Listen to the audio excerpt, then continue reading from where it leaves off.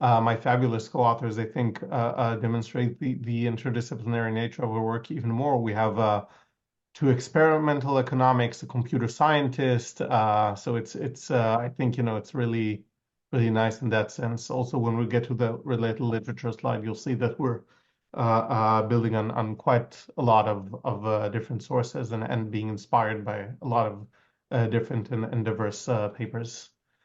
So let's start. Okay. So remind me, it's 45 minutes plus questions, or it's interactive questions? How does that work? It's 45 minutes for the talk plus Mhm. 15 minutes of question. You can make break whenever you want, but people can also unmute themselves to ask you questions. And after 1 hour, Mhm. the talk is supposed to be finished with a Okay. question. The question can keep going as long as they want. It's just to give the opportunity to people to Okay. quit. And Okay, I will great. be So, so, busy. so let's just do this. I'll ask everyone if you have understanding questions, please put them in the chat. And I'll ask my co-authors who are here, Guy, Clay, Ori, if you can monitor the chat, and because I'm not going to do that. Great. Thanks so much. Okay. So here's our motivation. Um, we all know and love the deferred acceptance algorithm. It's applied very widely. We gave a Nobel Prize for that.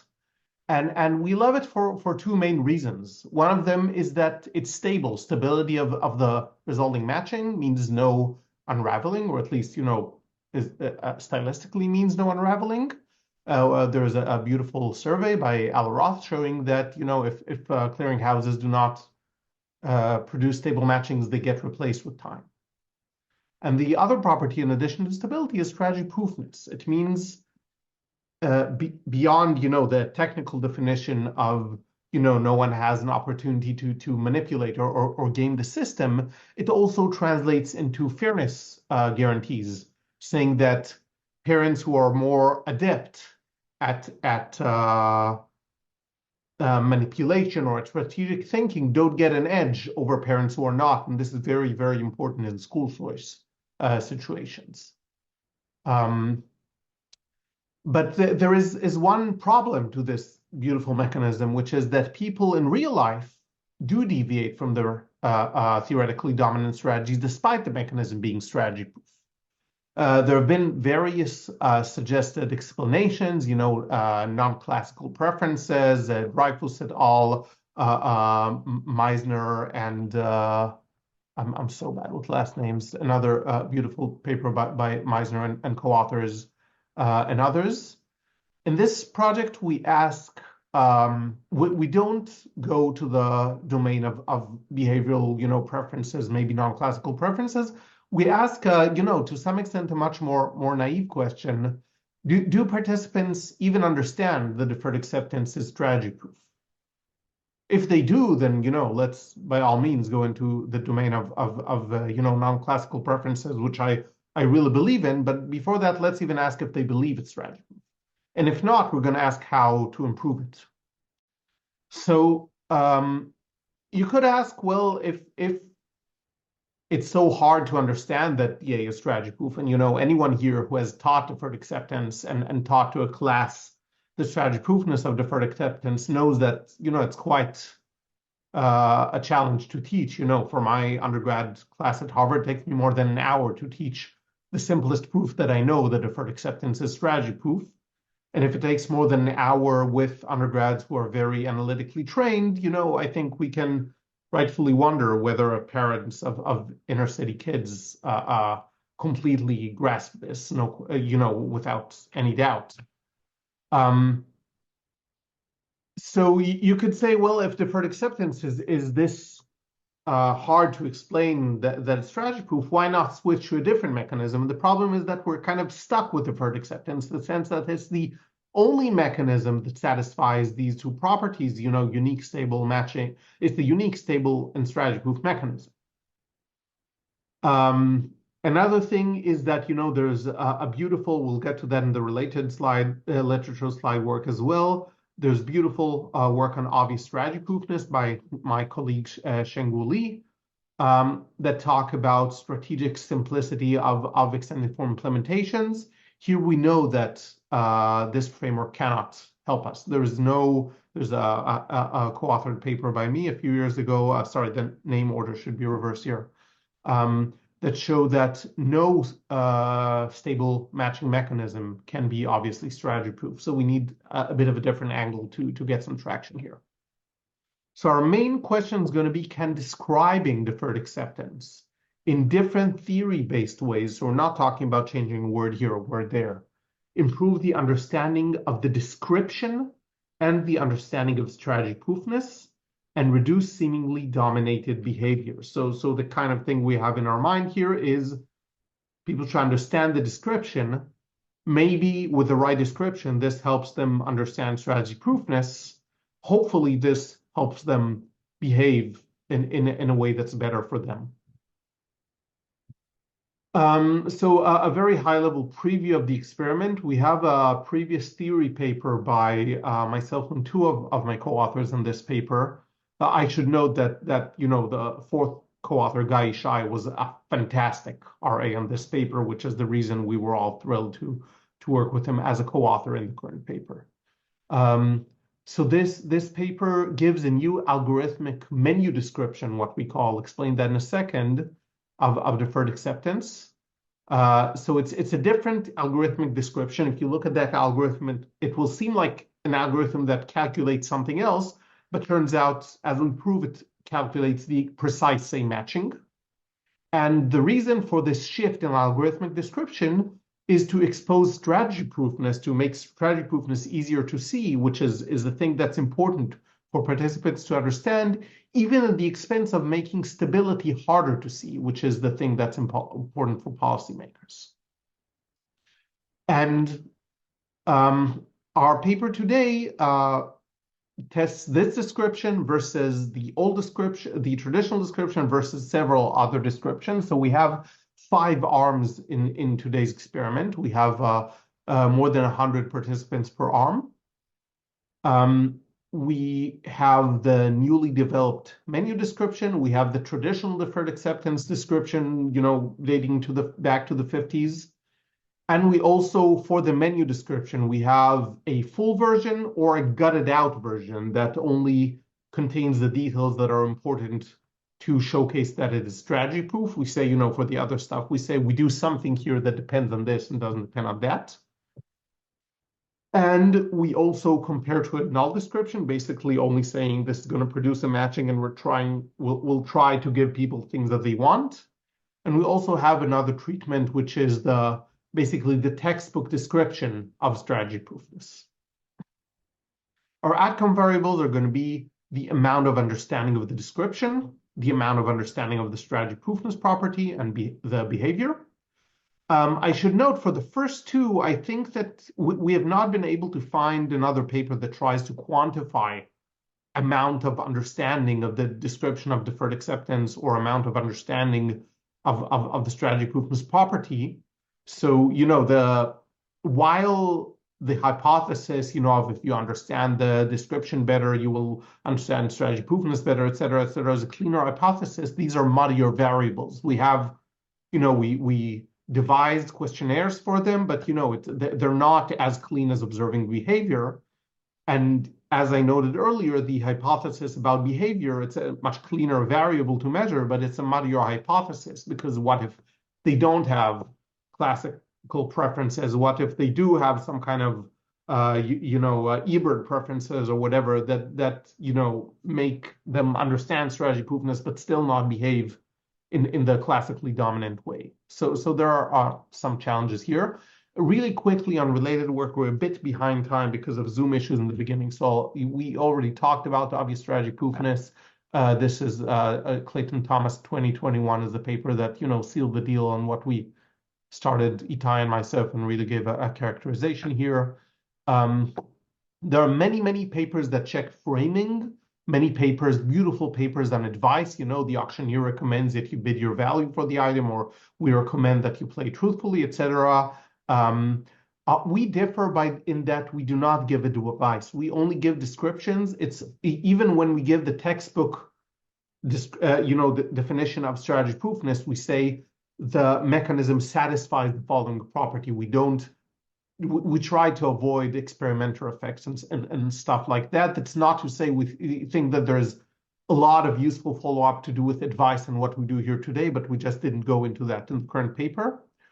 There's a beautiful paper by, I will just point to these. I'm not going to try to I might mispronounce if I try to pronounce these, who show a stark result that even framing a mechanism as obviously strategy proof is nearly as good as running the obvious strategy proof implementation. In some sense, you can think about our experiments as changing the algorithm so that it's obviously strategy proof for one person at the time and framing it as such. So we're really, this was one of our inspirations.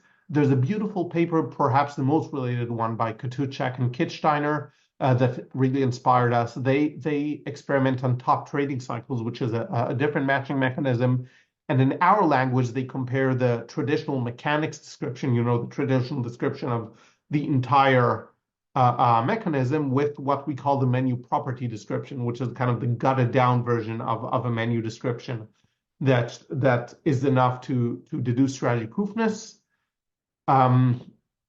They don't have any training tests or understanding tests or SP understanding tests to our knowledge. So this really is a big contribution on which our main, I shouldn't say big contribution, a big difference on which our main results hinge.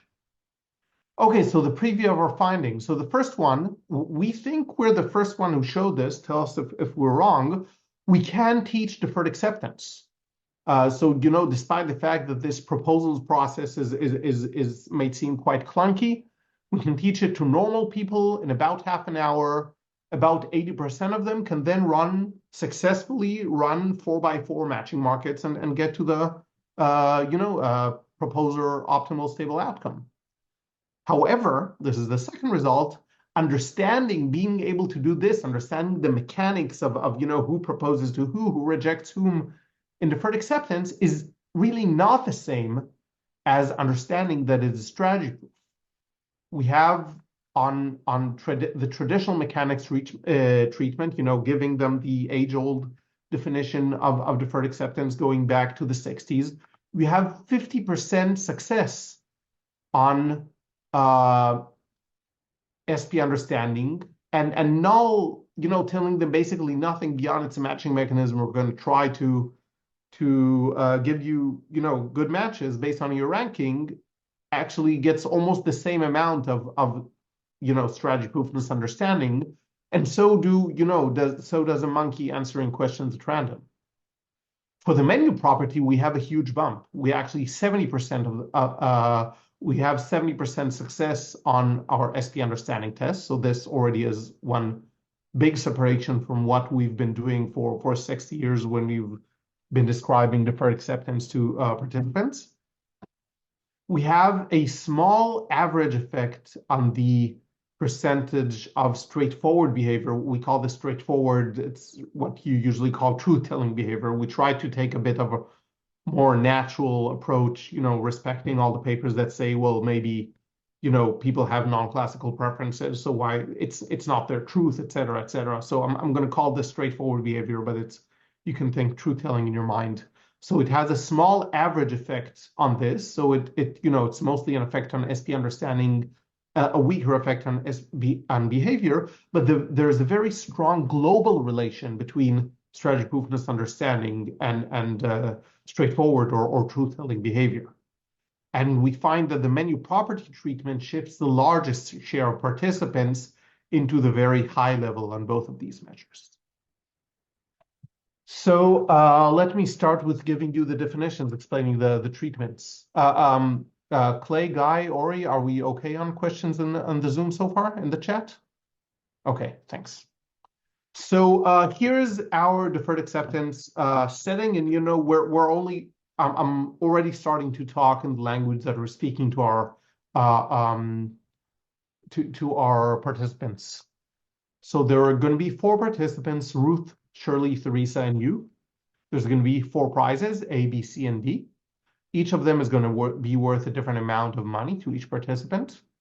So maybe you're going to see this table that says B is worth 57 cents to you, A 20 cents, D 35, and C 9 cents. And the participants have different priorities for getting each prize. So, Ruth has the highest priority for getting prize A, Theresa for prize B, etc. And let me just, okay, this is better. Sorry, there was something blocking this in my computer. So you can think about these as the preferences of the prizes, but we're going to call them the priorities of getting each prize. And each participant ranks the 4 prizes. The rankings are private, only the mechanism sees this. So in this case, it's B, better than A, better than C, better than D. And then deferred acceptance is run based on all of these priorities and rankings. And the outcome is a one-to-one matching, and participants get paid based on what they got. Okay, so far, this is the thing that's common to all of our treatment, all of the 5 treatments. We're only going to differ this thing that says deferred acceptance is run based on the priorities and rankings. We're going to use a different description of what we mean by deferred acceptance is run. So the traditional description, we give this in far greater detail to the participants, but everyone here has seen this. So here's an executive summary. Each participant is matched with their highest ranked prize. In the case 2 or more participants are matched to the same prize, only the highest priority participant remains matched with that prize. Then we repeat step 1, matching participants only to a prize from which they were not already unmatched before. And step 2, and repeats 1 and 2 until all participants are matched. And, you could ask, is it transparent that this mechanism is strategy proof? And as I noted, getting from this description to theorem, this is strategy proof, takes me more than an hour in my undergrad class, and I don't think I'm particularly slow at that. And here's the different menu description. This is from our previous paper. It's on archive. So a menu of obtainable prizes, which you may receive, is determined using only the other participants' ranking. So I'm going to say, Olivier, am I pronouncing this correctly? I think so. Sorry? I think so. Okay, good. So if I want to describe this mechanism to Olivier, I'm going to say, Olivier, we're going to take a look at everyone else's rankings and preferences, and we're going to use that in order to flesh out a set of schools or a set of institutions. And out of this, you're going to receive the highest prize in your ranking. And I'll also going to tell you, here's how we flesh out this set of schools. We're going to run prize proposing, so in your mind, think hospital proposing. Deferred acceptance among everyone except for you. So we're going to put in a room everyone, all the schools and all the doctors except for Olivier. And we're going to run hospital proposing deferred acceptance there. And this is going to give us a hypothetical allocation. In this allocation, some schools, some prizes get matched to people they prefer to Olivier. Some prefer Olivier to their matches. We're going to take a look at the set of all prizes or schools that prefer Olivier to their matches. Among these, that's what we call the menu. Olivier receives the highest prize according the prize that he ranked highest. This is our menu description of deferred acceptance. Our main positive result of this paper is that this gives you, Olivier, precisely the same match as doctor proposing or applicant proposing deferred acceptance. And this is designed to make strategy proofness easy to see. Indeed, you can ignore all the details here, even though we kind of like them, and say, your preferences cannot affect the menu in any way. So there's some exogenously for you determined set of schools and or prizes, and among them, you get the one that you rank highest. And since you cannot you cannot influence the construction of the menu in any way, you might as well rank truthfully. And luckily, this goes back to Hammond, 1979, actually saying a mechanism has a menu description is equivalent to saying a mechanism is strategy proof. So luckily, this can be done to the very general form can be done to any mechanism whatsoever, and actually does not give more information than saying, if I remove the fine print here, it doesn't give any more information than saying the mechanism is strategy proof. So in a high level, the traditional description, all of these go into a blender, output an allocation. Our description, all of these go into a blender, output a menu. The rankings then choose from the menu. So the experiment design, as I said, we have 5 arms. We have traditional mechanics, which is the DA description from the 60s. We have the menu mechanics description, which is what I described to you now, including the fine print. So it's a complete description of the mechanism, but a very different one. There's the menu property description, which is kind of the gutted down version of this without the fine print, just saying there's going to be some set of obtainable prizes going to be calculated by using everyone's preferences and priorities, but not looking at your preferences just yet. And then you'll receive your highest ranked obtainable prize from these. And there is what we call benchmark property. We're actually thinking about changing this to textbook property, which is basically the textbook description of deferred acceptance. I'm sorry, the textbook description of strategy proofness, saying the prize you receive when you submit a list L has to be at least high on L compared to the prize you receive submitting any other list. Of course, in a more readable way to our participants than this executive summary. And we have the null description basically saying it's going to be a matching. We're going to try to make an effort to give people things that rank higher above things that rank lower. So, and the main design challenge is checking that they actually understand all these descriptions. The traditional description, the menu description, the mechanics descriptions, they must be well understood. Otherwise, the effect might be completely unrelated. So we have very strong emphasis, and this is new to this paper, to our knowledge, on teaching and training. We have a new developed user interface that allows them to drag participants and prizes to run deferred acceptance themselves, both versions of deferred acceptance. We really have a hand-holding walkthrough. We have videos that we show them. We have many understanding questions, tasks to calculate the deferred acceptance allocations themselves. We have an understanding bonus. So we have, a lot of the design is actually this. And the training is used both to teach participants and then to test them that they really understood. So this is our very, minuscule experimental flow. How am I doing on time? Not great. Okay, I'm going to miss these 7 minutes from the beginning. I'm sorry. So what we have, we start with a null description that's the same for everyone. There's going to be some matching. There are priorities, there are preferences.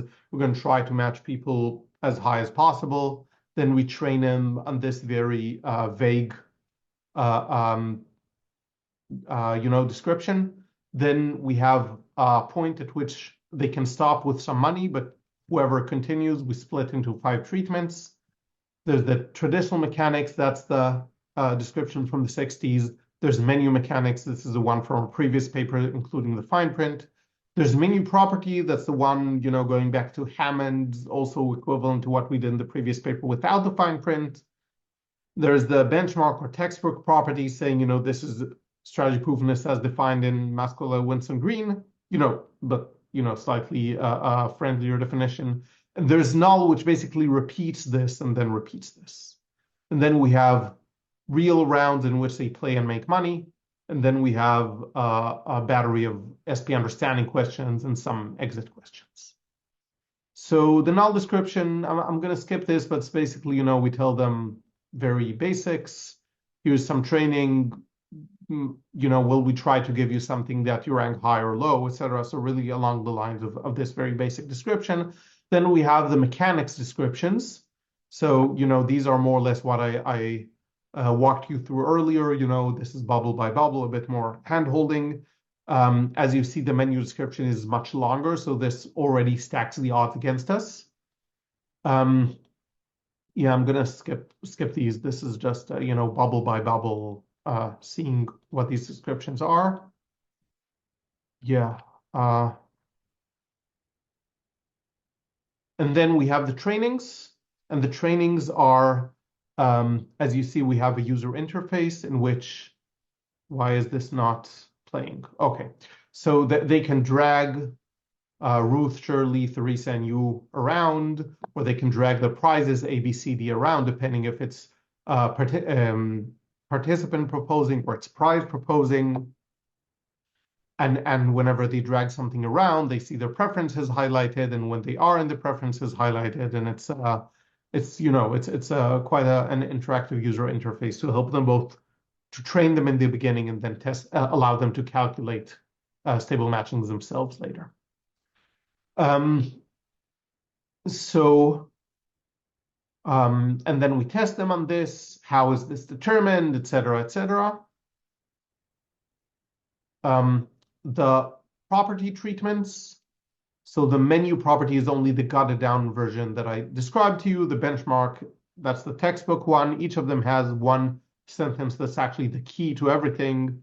The important principle in the menu description is your own ranking does not influence the set of obtainable prizes. It does determine what you get among the obtainable prizes. You get the obtainable prize that you ranked highest. And here, the important principle is the prize you get if you submit the considered ranking is the highest that submitting any ranking could get you according to the considered ranking. So these are similar in length, as you will see, and shorter than the others. The training here is similar to these. What is the key principle? Could you get this? Could you not get this? And these are, again, tailored. It's actually the same questions, but the answers that reinforce the learning are different for the benchmark property and the menu property. You can see that the questions actually are precisely the same.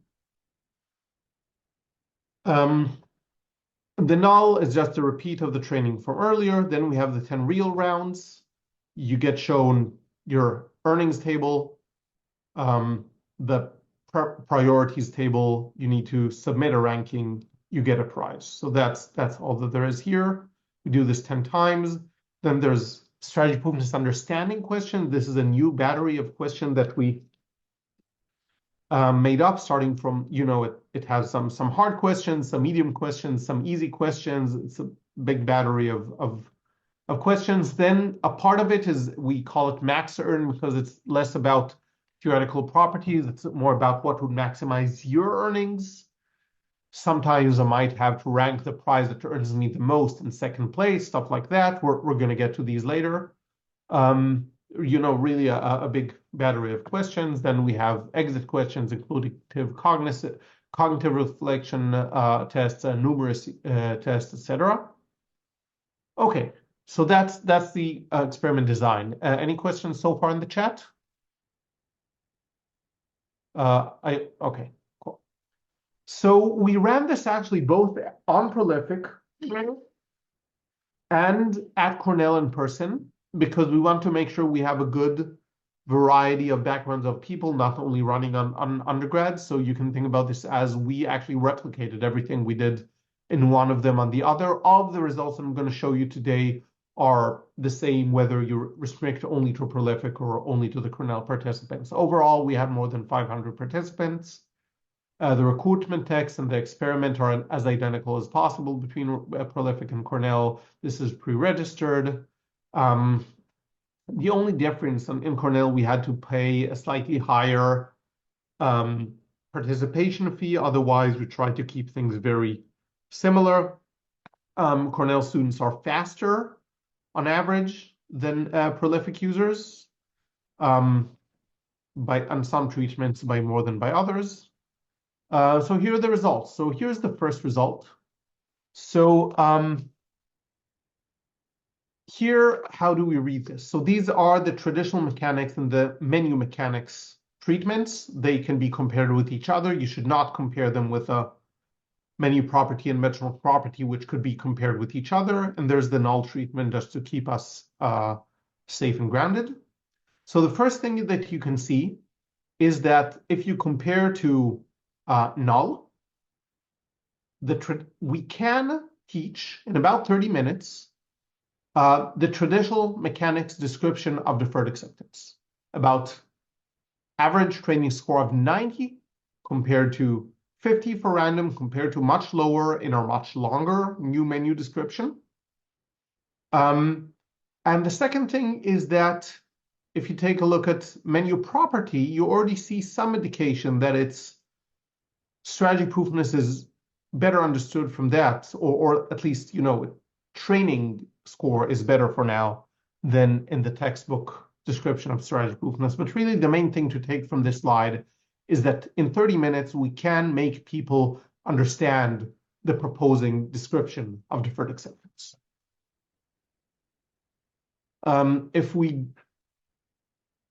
If you take a look only at the hardest questions, it's similar. So, we're not cherry picking things in any way. If you split across cognitive abilities, as you would expect, those with higher cognitive abilities do even better. We actually have a new NSF-BSF grant looking into, making this more equitable. So this, as I said, this is the main thing to remember here. Very high training score on traditional mechanics. That being said, our second result is about strategy proofness understanding tests. I remind you, all of these have been pre-registered before we started running the 500 participants. So here, this is actually quite disappointing. Even though participants understand very well the proposals process, they, on strategy proofness understanding, they get basically the same as what people whom we tell nothing get. People whom we only tell, there's going to be a matching. We're going to try to, make people happy by giving them things they rank higher. In contrast, the menu property treatment, the one, that the menu description with a fine print gutted out to not confuse them with an overly long description, fares much, much, much better on strategy proofness understanding. So, and this fares better even than telling them this satisfies the textbook definition of strategy proofness. So you might even say that for I don't know how many years, for dozens of years, we've been teaching our students in intro mechanism design classes the wrong definition for strategy proofness. Seems that the menu definition of strategy proofness is much more understandable to a lot of people than the textbook description of, if you submit this versus this, you won't get anything higher. Again, if you split by cognitive abilities, you'll see that, that there is some potential for inequity here, also in the traditional treatments. And as I said, we're trying to look at that. One other thing that I'm going to do is look at this in slightly greater detail. So what do we have here? This is the score under SPE on the strategy proofness understanding tests. And this is how many people got which score. So this is the histogram. You see the 5 treatments here. And if you squint your eyes and look only at the gray, you'll see that that is more or less a bell curve. And if you take a look at the traditional treatment, the green one, that's even more than the gray, you'll see that's more or less a bell curve, the green one. Very noisy one, but a bell curve. The thing that is definitely not a bell curve here is the orange one, which is the new treatment. And you can see that it could even be seen as, imagined as superposition of a bell curve with something completely different that's happening here. It's really bimodal. So this, remember this, we will get back to this. Okay, and you can do, okay, so this is the graph that I just showed you. You can do only based on the definition question, not the max earn, what will make you earn more, or only on the max earn questions, the results are going to be very, very similar. So we didn't cherry pick anything. The thing to note about the max earn questions, that's a bit disappointing. Remind you, these are the questions about you will get more if you do this or this. To maximize your earnings, you should do this versus this. In neither treatment, do they do better than just picking questions at random? Picking questions at random, these are yes/no questions, are going to give them a score of 50. Menu property, which is our new treatments, gets them very close to 50. Traditional is very lousy. yeah, this really makes us think about, you know, what we've been assuming so far. And this is quite nice, you know, if you do SP understanding, but you only take a look at the max earning questions, again, these questions that we just looked at, you see that if you take a look at the TradMech, which is the way we've been using for, you know, 60 years to describe this mechanism to participants, you see that the number of people who completely don't get it, they get zero, they have an SP opposite point of view. They think that whatever you should do, you shouldn't do, and the other way around, truly a zero on these questions. There are 55% of these, most of the people, precisely like when we tell them nothing. So you know, this is a very stark thing that says if you give them the entire description of deferred acceptance as it appears in your favorite textbook, they do not understand the strategy proof any more than if you would have told them we're doing some matching, we're going to try to consider your rankings favorably. So this is really stark. And again, you can see this bimodality in the menu property treatment. Okay, result number 3. So far we were about strategy proofness understanding for each of the treatments. Now we're about straightforward behavior, so-called truth-telling behavior in each of the treatments. So you'll see that it's similar in you know, or ordinally, but it's much weaker. You know, we could say that the menu property is the only one that's significantly above the null description, which basically gives no information. This is a bit disappointing, but let me show you a different way to look at this. And this is our you know, fancy, I don't know, insert the name of your favorite artist here graph. So, you know, it's we might actually print it and hang it in our office or something as decoration. No, I'm kidding, but let us go through this. This is going to be the last big graph I'm going to show you today. So down here we have a histogram that we already saw. This is the score on the strategy proof understanding tests, and for each bucket, how well people did on it. So this is, I remind you, the green and the gray all look like bell curves, and the orange is the bimodal thing. This is the new description. And here we have the percentage straightforward behavior. How many times did they play truthfully or straightforward? And this is quite stark. And the reason we like this is that you can see in color behind, basically all of the treatments look very similar to each other. It's almost like if I tell you the SP understanding score, I don't tell you what treatment it is, you can guess with a pretty high level of confidence whether people will behave truthfully or not. Telling you in addition which treatment we're at doesn't really help. So some treatments shift people more to higher levels of understanding, but once they're at their level of understanding, the amount of how much what's the frequency of the truth-telling behavior or straightforward behavior that they have is pretty much not depending on treatment. And here we see something that looks almost like a step function. There's these people up to 70% score on the strategy proofness understanding test, that all of them kind of, you know, are 50-50 on strategy proof behavior, you know. And then we have these other folks who are super, super good at that. And, you know, this is, you know, we're going to call this the 80+ bracket on an SPO understanding. Those are the ones who get also the you know, 80+ bracket on an strategy proof behavior.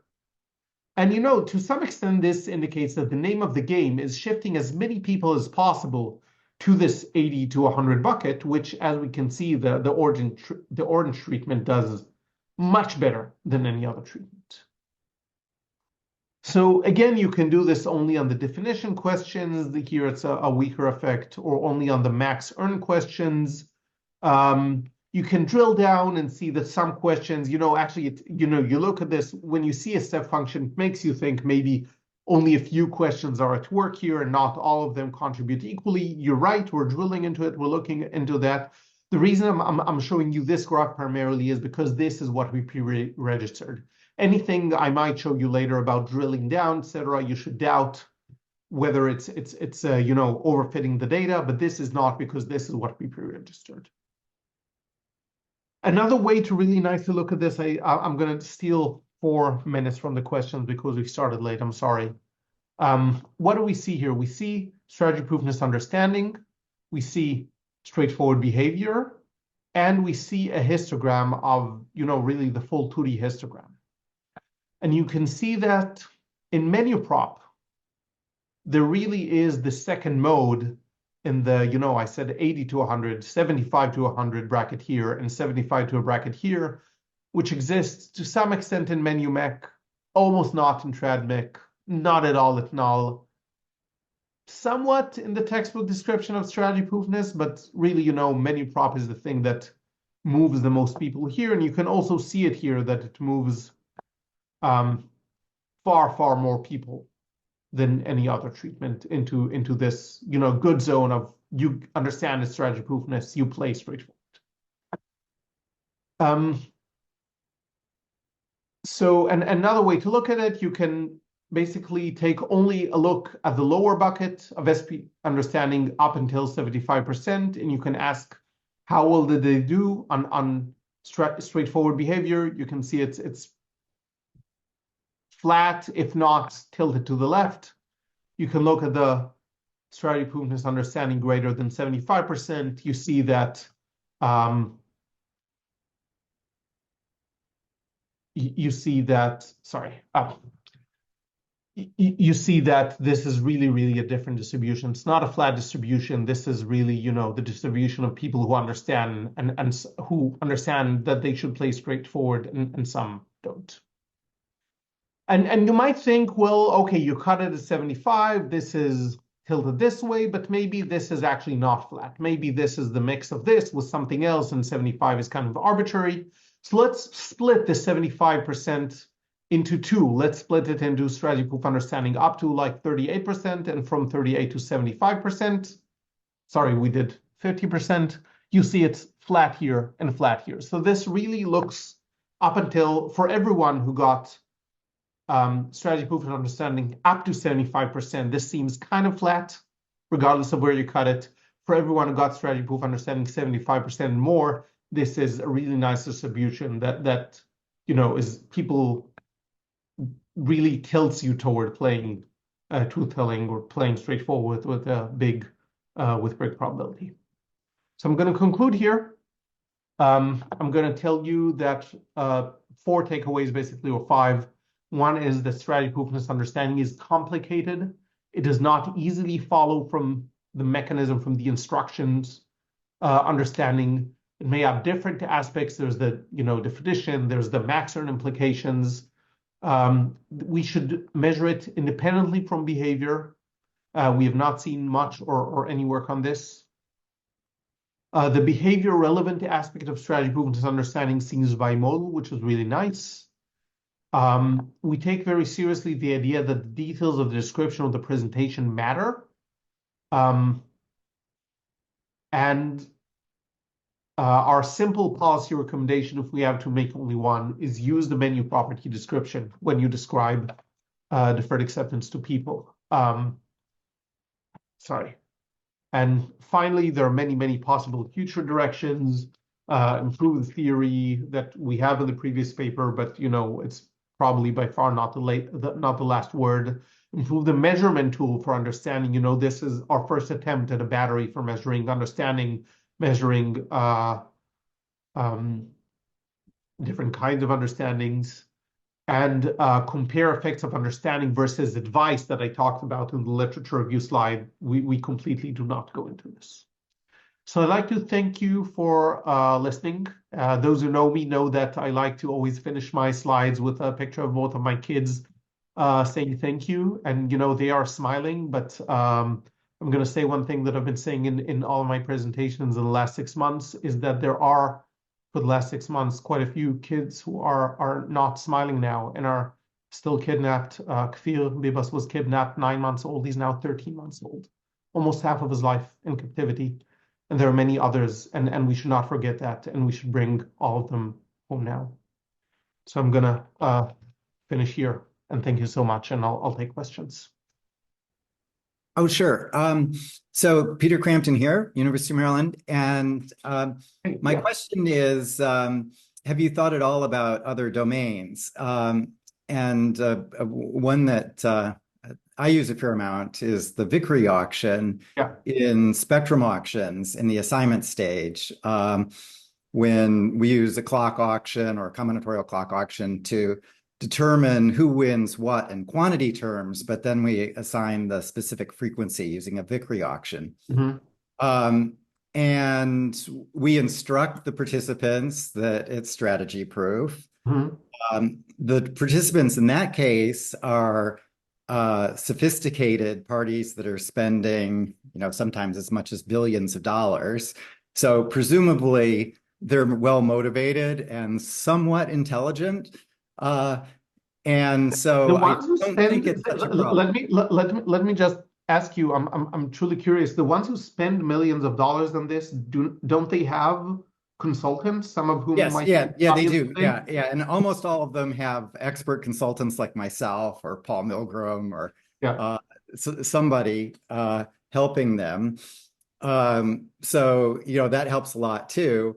But still, I think that it would be an interesting domain, and I suspect that your conclusion would carry through, that the menu description is much more transparent to the participants than the standard description. Although I think that Vickrey is perhaps a little bit easier to explain to people than deferred acceptance. But that's just a guess, because I always start with the second price auction, which is super easy. So in our original paper, we actually have experiments for two non-matching mechanisms. One of them is median voting, and one of them is the second price auction. So for median voting, we see a stark increase in straightforward play, truth-telling play. And we see also that that's correlated with understanding, much in the same way that we have here. That's the thing that motivated all the focus on understanding in this paper. For the second price auction, we actually see similar levels of straightforward play. Let me put an asterisk here, though. We are planning on possibly rerunning them with some insights that we have from this. We think language there might not have been best. There was things as silly as, we tell them you get ranked highest and then enter like a new line before the keyword and stuff like that. So there are things that could be improved there. So we tried our first maybe naive attempt didn't succeed. I should also say that at least some, very anecdotally, I described, for example, the menu description of a second price auction to a friend of mine, and they, I asked them about that later. They were sure I described to them the standard description because they know it already. So it's some of the audience might have been tainted this way, and it's because it's like almost the same description with words shuffled around to some extent. So it both of them say highest price, both of them, so it's. We tried. We are still optimistic. We plan to rerun this, but I don't have off the cuff great news for you just yet. Well, I would urge you to rerun it with a Vickrey setting, so many items rather than I agree. That's much more interesting, I think. Yeah, that's a great suggestion. So we really tried to stick for the basics, but maybe if we're only one item, maybe the original description isn't that bad, or so many people know. Yeah, the traditionals, that's my experience. I don't have a problem explaining the second price auction to people. Okay. But when there's many items, then it's a lot more complicated. Okay, that's a great suggestion. Thank you. Okay, for multi-item, this is Oh, I can say that. So this is just Yeah. a follow-up on mine. An initial question about Vickery. I was just suggesting that you could look, it'd be interesting to look at the market rules that are published by all the regulators and all the Yeah. countries that do this. There's probably 20 countries that do this now. Yeah, no, And that's a great question because here we've been struggling, for example, in the traditional mechanics treatment and then the textbook property treatment, we tried our best to make the absolute clearest we could, but it's not that we could say, we're copying this off the NRMP or whatever. So having this kind of, objective yeah, describe it, that's going to be fantastic. Yeah, thank you so much. good. These are fabulous suggestions.